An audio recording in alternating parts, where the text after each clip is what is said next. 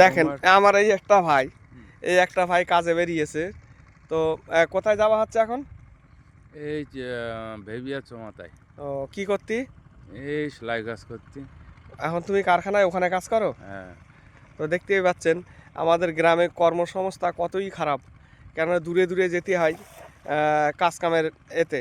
দেখেন এই সাইকেলটা নিয়ে যাচ্ছে, এখন যাচ্ছে, আসবে কটায়? এই রাত 10টায়। সেই রাত 10টায়। দুপুরবেলা খাওয়া দাওয়া?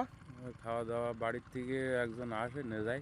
ওই দেখেছেন, বাড়ির থেকে খাওয়া দাওয়া নিয়ে যাবে, 12-13 জনের খাবার 12-13 জনের খাবার একসঙ্গে আসবে, নিয়ে যাবে, ফের আবার সেই রাত 10টায়, মানে সকালবেলা গা হাত পা ধুয়ে ফ্রেশ হয়ে যাচ্ছে, সেই রাত 10টায় ফেরবে। এইভাবে আমাদের জীবন জীবিকা, মানে এখানে খুবই কষ্টের সঙ্গে আছি আমরা।